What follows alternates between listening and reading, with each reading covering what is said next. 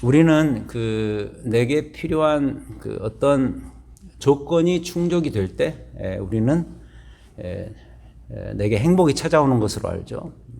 뭐 예를 들자면 이번에 내 집 마련이 이루어지면 나는 행복해질 것이다. 내 집 마련이 이루어지면이라는 조건. 그리고 저 여인과 내가 결혼하면 분명히 행복해질 것이다.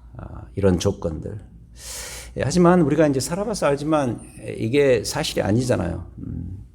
마침 지금 제가 하고 있는 북클럽의 책 제목이 Good Life입니다만은 그 안에 이제 사실 인생의 행복의 문제를 다루고 있습니다. 그 책에서도 그렇게 말합니다. 사람마다 자기 행복에 대한 정의가 너무 다 다르고 다양하기 때문에 또 모호하기 때문에 이것이 행복이다 이렇게 말할 수가 없다는 것이죠.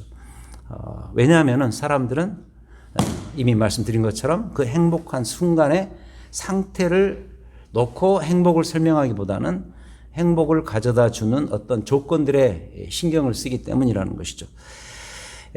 그럼에도 불구하고 인간의 이제 이러한 생각은 어쩌면 지구가 멸망하기 전까지는 결코 사라지지 않을 것 같아요.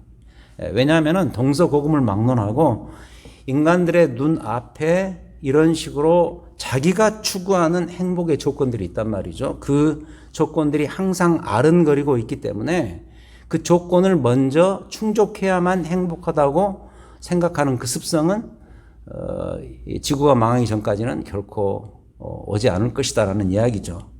자, 그렇다면 그냥 일반적으로 놓고 볼 때 그 중에서도 그 조건들 중에서도 인간들이 가장 최고로 여기는 공통적인 행복의 조건이 있다면 그게 무엇일까?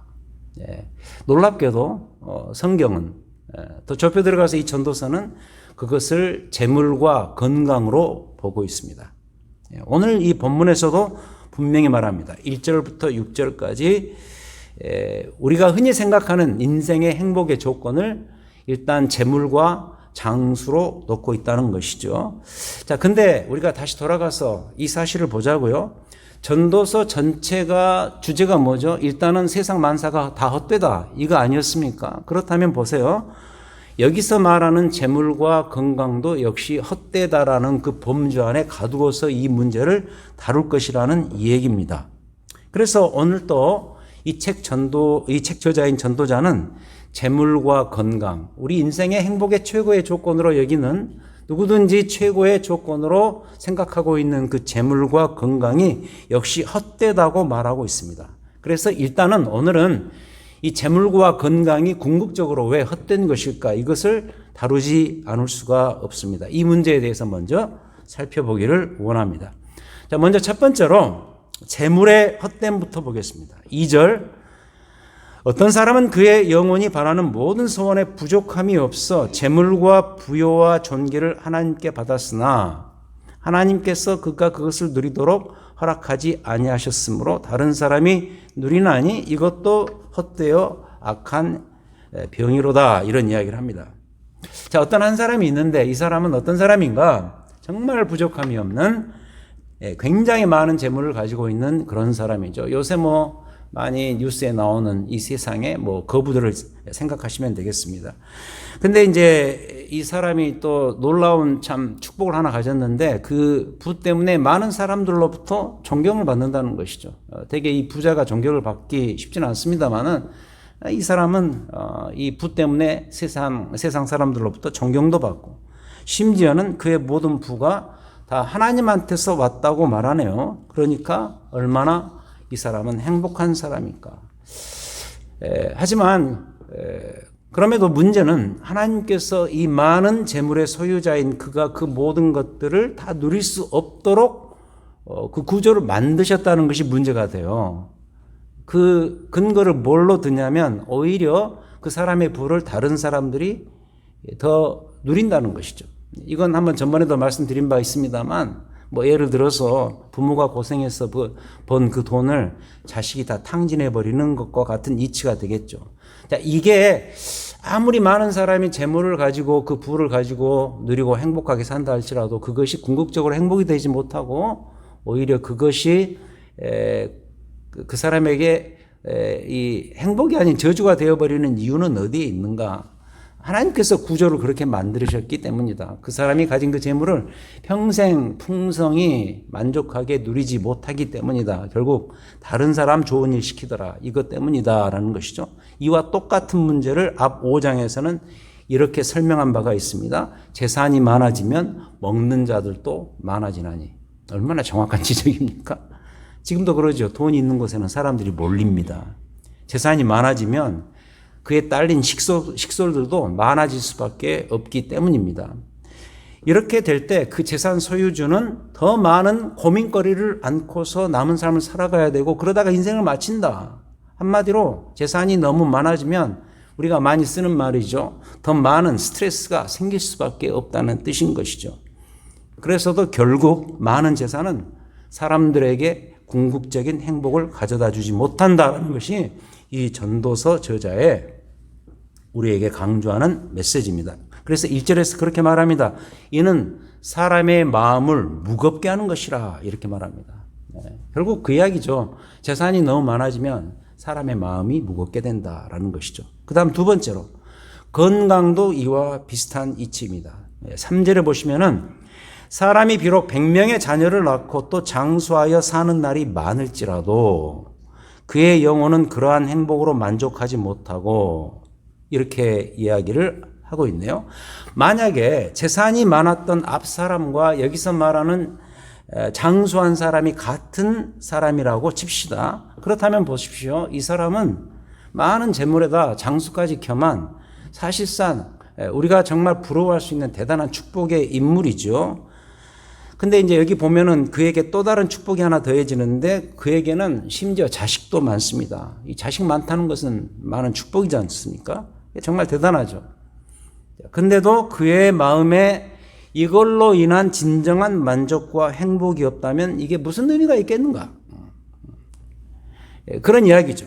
그런 식으로 태클을 거는 거죠. 그래서 전도자가 이 문제를 그의 죽음과 연결짓습니다. 참 슬픈 이야기지만 죽음을 이야기하지 않을 수가 없다는 것이죠. 그래서 이 3절 후반부에 보면 그가 안장되지 못하면 나는 이르기를 낙태된 자가 그보다는 낫다나니. 안장되지 못하면 이 말이 무슨 말이죠? 재물과 장수를 누리며 평생을 살았다 칠지라도 그가 진정한 만족이 없이 만약에 자신의 죽음을 맞이한다면 그게 무슨 의미가 있을까? 이런 뜻인 셈인 것이죠. 그래서 이 전도자는 이 사람을 그와는 정반대의 위치에 있는 다른 사람과 비교를 시키면서 그의 인생의 헛됨을 계속해서 강조하고 싶어 합니다. 그럼 그 다른 자가 누구냐? 3절 후반부에 나오는 낙태당한 자인 것이에요. 요새 근데 이 낙태 문제가 뭐 심각하지 않습니까? 그런 어떤 정치적인 또 더 나아가서 신앙적인 의미로 생각하지 마시고 이 전도자가 말하는 것처럼 그냥 일반적인 의미에서 이 장수하고 재물을 겸해서 누리는 이 사람과 낙태당한 자와 한번 비교를 해보자. 일반적인 의미에서 그 이야기인 것이에요. 여기서 뭐라 그러죠? 4절에 보시면은 낙태된 자는 헛되이 왔다가 어두운 중에 감에 그의 이름이 어둠에 덮이니. 여러분 그 낙태당한 자가 어떤 존재인지 아시잖아요. 낙태당한 자의 특징을 여기서 뭐라고 말하냐면 무의식으로 이야기합니다. 의식이 없다는 거죠. 이렇게 태어나서 의식을 가지고 어떤 의식적인 생명을 가지고 살아가는 그런 인생이 아니라 그냥 어머니 뱃속에서 의식 없이 죽어버린 그 존재가 낙태당한 자가 아니겠습니까? 자신의 의식과 상관없이 일찍 죽는 것이 낙태라는 것이죠. 그래서 이 전도자가 이 두 존재를 일부러 비교하는 것은 무엇 때문이냐면 의식을 가진 상태에서 축복의 조건인 많은 재물과 많은 긴 장수를 겸해서 누린 그 사람과 그냥 아무 의식도 없이 어머니 태 속에서 잠깐 목숨을 지녔다가 한순간에 죽어버린 낙태당한 자 사이에 도대체 무슨 차이가 있을까라는 그 매우 회의적인 이야기를 여기서 하는 것이죠. 그래서 전도자 자신의 생각에는 인생이라는 것이 이렇게 비교해 볼 때 이토록 허무한 것이라고 한다면 자기 생각에는 오히려 이 낙태당한 자가 돈도 많고 장수도 누린 이 사람보다 훨씬 더 나을 거라는 생각을 해보는 것입니다. 말 되죠? 그래서 5절에 보시면은 햇빛도 보지 못하고 또 그것을 알지도 못하나 이가 그보다 더 평안함이나 아예 그냥 단정을 지어버립니다. 이 낙태당한 자가 오히려 더 평안 속에서 짧지만은 인생을 산 것 아니냐. 굉장히 극단적인 비교를 하지만 자기가 보기에는 재물과 장수가 궁극적으로 헛돼서 그것으로 만족을 누리지 못한다면 차라리 그 낙태당한 자가 더 나을 것이다라고 여기서 아주 강하게 이야기를 하는 것이죠. 더 나아가서 이 허무함은 어디에서 결정적으로 돋보이는가? 죽음입니다. 6절 보시겠습니다. 6절. 그가 비록 천년의 갑절을 산다 할지라도 행복을 보지 못하면 마침내 다 한 곳으로 돌아가는 것뿐이 아니냐. 무슨 이야기인지 아시겠죠? 천년의 갑절을 산다 해도 진짜 행복을 맛보지 못하고 죽은 이 사람이나 이 세상에서 태어나 보지도 못하고 어머니 뱃속에서 죽어버린 그자나 결국 가는 곳은 한 장소다. 여러분 어딘지 아시죠? 그 장소는 무덤이다. 한 줌 흙으로 돌아가는 것이 우리의 인생이 아니냐. 이런 이야기인 셈이죠. 그러니 결국 무슨 이야기인가? 많은 재물과 긴 장수가 무슨 의미가 있을까? 결국 이렇게 보나 저렇게 보나 많은 재물과 건강한 장수도 결국은 다 헛된 것일 수밖에 없다. 이런 뜻입니다. 얼마 전 어떤 글에서 읽은 내용입니다. 그 글에서 그럽니다. 아픈 이야기입니다. 각오하고 들으십시오. 아픈 이야기인데 우리의 현실입니다. 장수가 이제는 더 이상 개인의 축복이 아닌 사회적인 아픔거리가 되어가고 있다는 글이었습니다. 신문 칼럼이었는데 그 글을 쓴 분의 표현이 이렇습니다. 그대로 읽어드리죠. 인생의 아픔은 유병장수에서 시작된다. 건강하게 장수하면 괜찮을 텐데 계속 아프면서 이 세상에 오래 머무는 것은 새로운 고통의 시작인 것이다. 그러나 그보다 더 힘든 건 무전장수란다. 장수를 해도 돈이 없으면 그 장수 역시 더한 고통이 된다. 돈 없으면 자신도 힘들지만 자식에게는 더 큰 짐이 되고 만다. 그런데 여기서 끝나지 않는다. 더 최악이 있는데 그것은 유병무전장수이다. 병도 있고 돈도 없는 장수. 이게 최악의 상황이다. 굉장히 정직한 글이라는 생각이 들어요. 근데 우리의 현실이죠. 이 좋은 주일 아침에 이런 슬픈 이야기를 해서 좀 죄송합니다만은 하지만 이게 100세 시대가 된 우리의 지금의 현실이고 특히 은퇴 문제와 재정 충당 문제와 이런 의료 시스템 이게 서로 맞물려 있는 이 미국 땅에서는 이 말이 더 엄연한 현실이 될 수밖에 없는 것이죠. 그래서도 오늘 이 전도자의 이 말이 우리 귀에 더 솔깃하게 들릴 수밖에 없죠. 하지만 가슴 아프게도 본문의 이 전도자는 여기서 이 모든 이야기를 끝내지 않고요.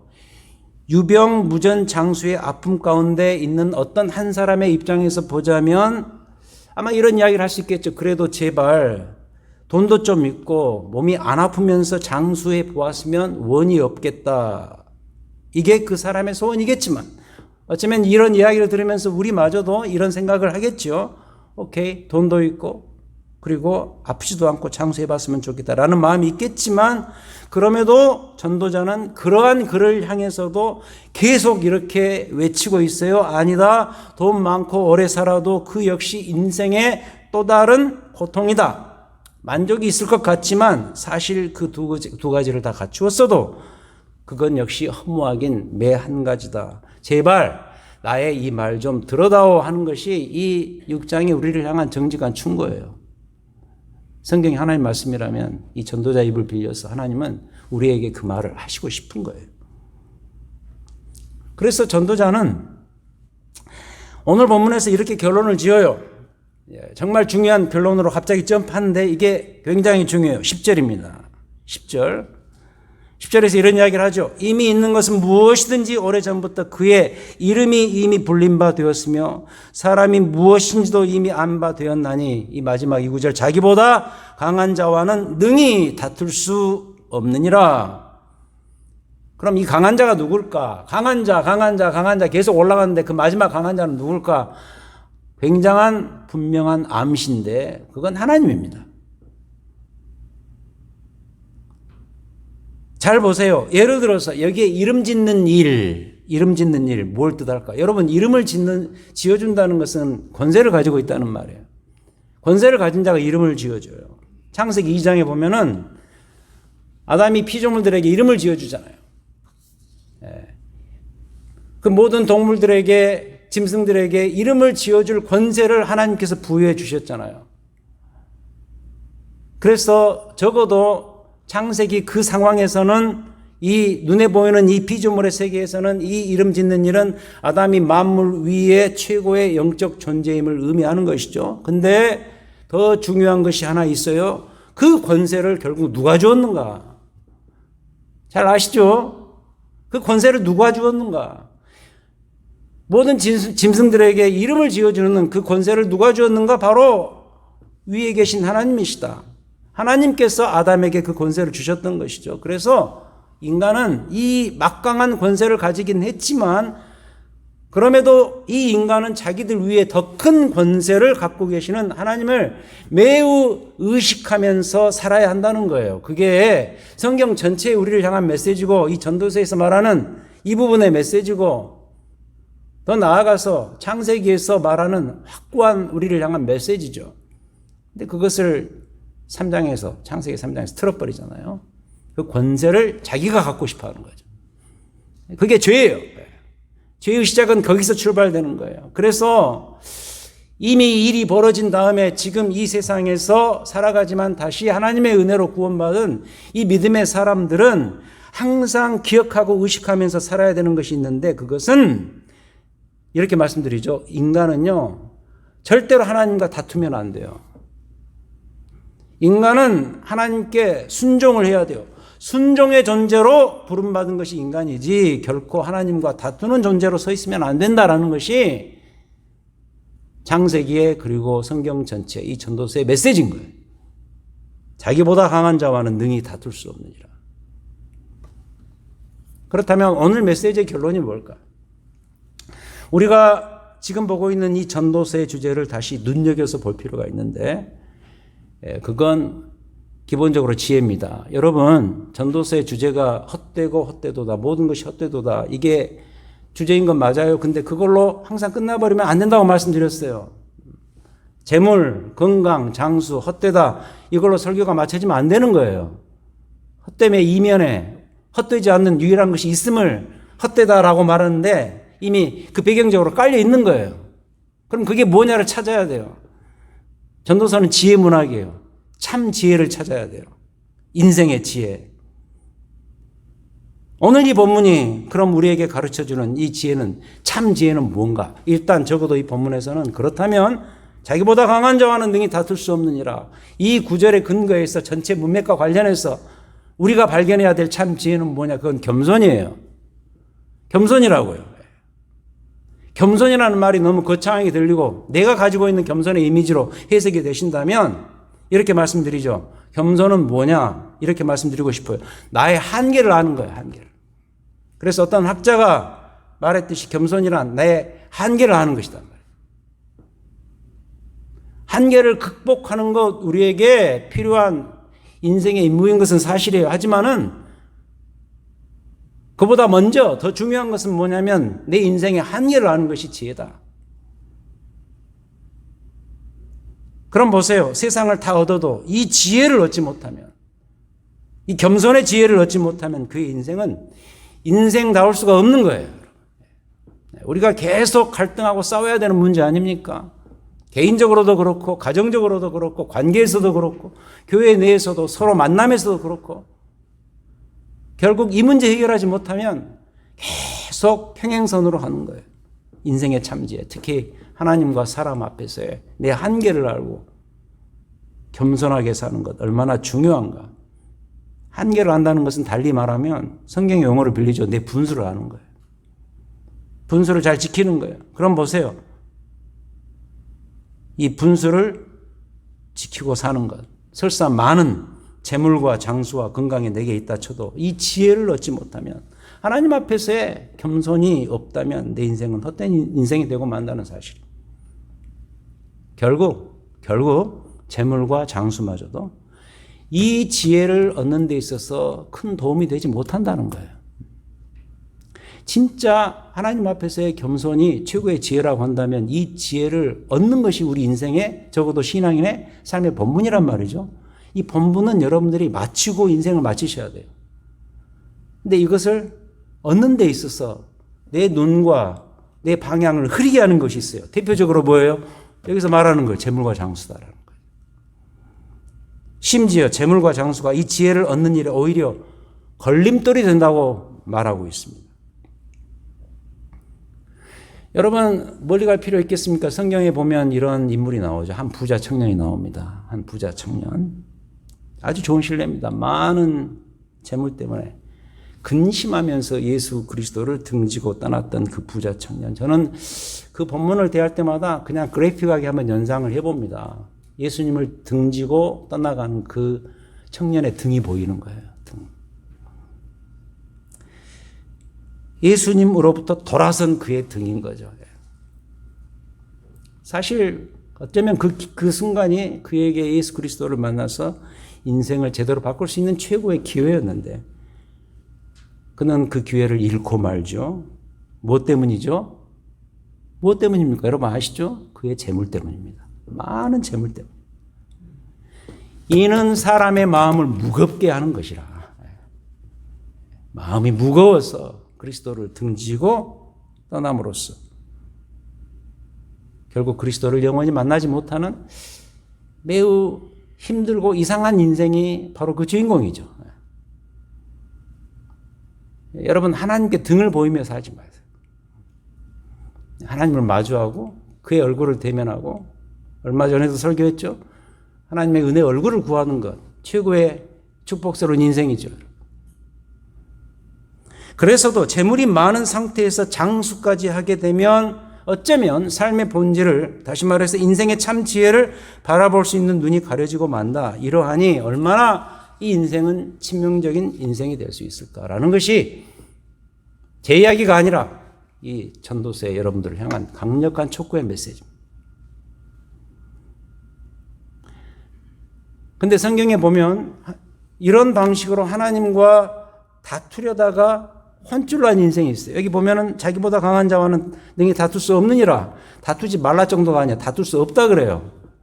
그 말은 다투면 안 된다는 이야기겠죠. 근데 성경에 보면 놀랍게도 하나님과 이런 식으로 다투려다가 혼쭐이 나버린 그런 인생이 있습니다. 여러분 잘 아시는 창세기의 야곱입니다. 여러분 생명의 삶을 통해서 곧 만나실 거예요. 특히 창세기 32장에 보면 이 사실을 잘 깨달을 수가 있어요. 아주 유명한 장면이죠. 평생 원수 형 에서를 만나기 전날 밤에 야곱은 하나님이 보내신 한 천사와 격투기 한 판을 벌이죠. 여러분 이 싸움은요 어떤 영적 씨름, 기도로 해석한 분도 계십니다만 저는 그거보다는 진짜 싸움판이 벌어진 겁니다. UFC 수준의 싸움판이 벌어졌습니다. 야곱이 왜 싸웠는가? 이 천사하니까 날개 달린 이 영적인 존재라고 생각하지 마시고 사람이 온 거예요. 이 천사가 누군지 알았냐면 형 에서가 자기를 죽이려고 보낸 자객으로 알았던 거예요. 열심히 싸웠죠. 근데 알고 보니 하나님이 보내신 천사였던 것이죠. 거기서 천사가 집니다. 뭐라 그러죠? 너의 이름을 다시는 야곱이라고 부를 것이 아니요. 이스라엘이라 부를 것이다. 이스라엘은 하나님과 겨루어 이기었다라는 말이죠. 이는 내가 하나님과 밑사람들과 겨루어 이겼습니다. 근데 우리가 여기서 약간 좀 시각을 바꿔야 돼요. 뒤틀려서 봐야 돼요. 여러분 야곱이 진짜로 이 천사를 이겼습니까? 물론 외관상으로는 그래요. 격투기 수준의 싸움을 벌였는데 그 천사가 도저히 감당이 안 되는 인물이다. 너무 싸움을 잘한다. 그래서 물러난 거죠. 외관상으로는 이겼습니다만 사실은 하나님께 진 거예요. 그게. 그 증거가 뭐예요? 그 본문에 나오죠. 허벅지 관절이에요. 허벅지 관절을 쳐버린. 여러분 그런 거 있죠. 싸워서 분명히 이겼는데 내가 큰 부상을 당해버렸어요. 그럼 진 거예요. 그건 뭐하고 같냐면 어렸을 때 여러분 그 동네 애들하고 싸우잖아요. 그러면 두들겨 펴가지고 이겨놨는데 내 코피 나버리면 진 거예요. 여러분. 애들한테 다 소문나요. 걔 코피 났어. 그럼 진 거예요. 제가 항상 그래서 다 이겨놓고 졌어요. 1년에 정기적으로 한번 싸웠거든요. 꼭. 무슨 이유 때문인지 모르지만 꼭 싸웠어요. 싸우면 코가 약하거든요. 지금도 코피가 잘 나요, 제가. 그런 것 같은 거예요. 여러분, 그 허벅지 관절을 딱 쳐가지고 이게 이 전이 이긴 거예요, 사실. 저는 그래요. 그래서 야곱의 이 허벅지 관절 부상은 하나님께서 천사를 통해서 그에게 안겨준 최고의 인생 선물이라는 생각이 들어요.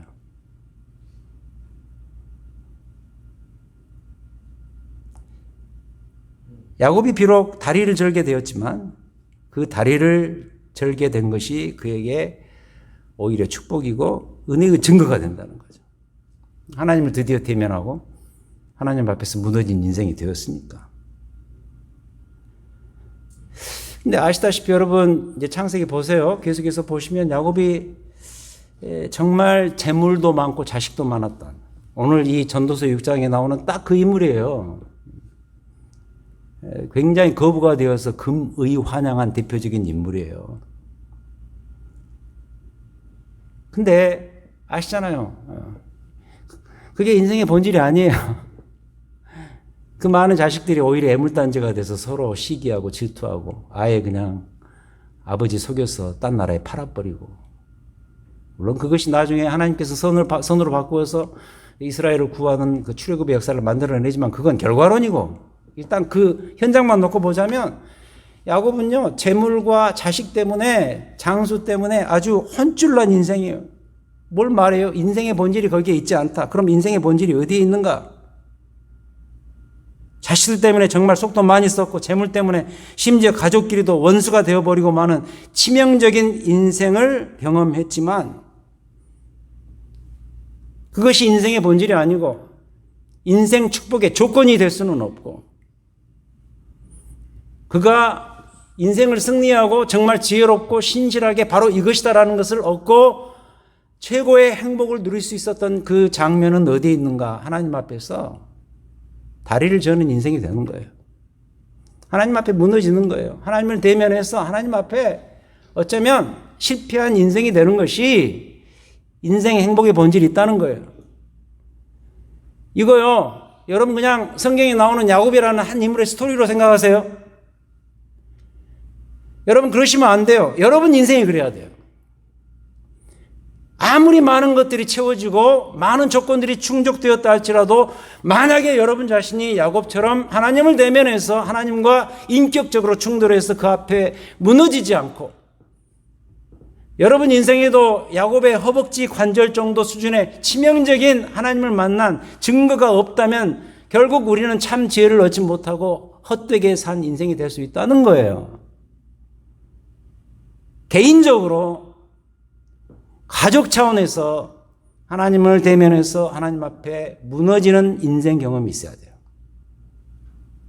이게 축복이에요. 이게 행복이에요, 여러분. 여러분, 여러분의 그 축복되고 행복하고 참 지혜가 있는 그 인생에 대해서 반드시 한번 생각해 보셔야 돼요. 내 인생의 행복이 뭘까? 내가 어떻게 사는 것이 내 인생을 행복하게 사는 그 모습일까? 그리고 그 마지막 장면은 무엇일까? 오늘 말씀에 의하면 그 행복한 인생이라는 것은 하나님께 붙들리는 인생이고, 나보다 강한 그분과 능히 다투면 안 되는 거고, 하나님 앞에서 무너지는 인생이고, 오히려 하나님 때문에 다리를 저는 인생이 되는 것, 이게 승리고 이게 인생의 행복이라는 거예요. 하나님께 지셔야 돼요. 하나님께 지는 인생이 이기는 인생이에요. 그래서 하나님께 붙들리는 인생, 우리가 살아야 될 인생, 행복한 인생, 승리하는 인생입니다. 하나님 앞에 지십시오. 하나님께 지기 위해서 여러분들 이 자리에 오신 거예요. 여러분 그 사도 바울 하시잖아요. 그토록 의롭고 윤리적이고 그 윤리의 잣대로 다른 사람들에게 충고하고 그것을 법으로 만들어서 안 되니까 사람들을 죽이는데 투표하는 인생이었고, 많은 사람들로부터 그가 가진 학력 때문에 존중받고 인정받고 사회적으로 명망이 있는 그러한 인생이었지만 그리스도를 만나고 그 앞에 무너져버리는, 눈이 감겼다가 다시 그리스도께서 떠주시는 그 눈으로 새롭게 살아가는, 새로운 월드뷰를 가지고 살아가는 인생. 예수를 만난 것이 오히려 그에게 현실적인 축복이 되지 못하고 오히려 그토록 복음을 전하기 위해서 수많은 고통과 어려움을 감내해야 됐지만 그는 항상 자기의 그 쓴 편지들에서 분명히 말하죠. 나는 그리스도 만나서 인생이 바뀐 사람이다. 그 그리스도를 위해서 사는 것이 내 인생의 마지막 본질이다. 주 앞에서 무너지는 인생을 사십시오. 이런 이야기를 하잖아요. 하나님 앞에서 절으셔야 돼요. 하나님 앞에서 절어야 오히려 제대로 걷고 살 수가 있는 거예요. 뭐 그런 노래도 있죠. Walk the line. 저 안에 계신가요? 똑바로 걸어라. 똑바로 걸으려면 튼튼한 다리가 필요하겠죠. 근데 아이러니하게도 하나님 앞에서 절대 우리는 똑바로 걸을 수가 있어요. 인생 행복의 비결이 여기에 있습니다. 하나님을 만나고 하나님을 대면해서 하나님 앞에 무너지는 인생이 되십시오. 나보다 강한 자와는 능히 다툴 수 없습니다. 하나님께 무너지고 지셔서 행복한 인생의 승리의 비결을 구가하시는 여러분의 남은 소중한 인생들이 되시기를 주의 이름으로 축원드립니다.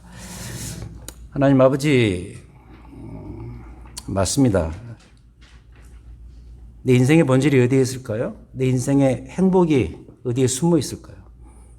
그것을 찾기 위해서 수많은 노력들을 하고 있지만 결국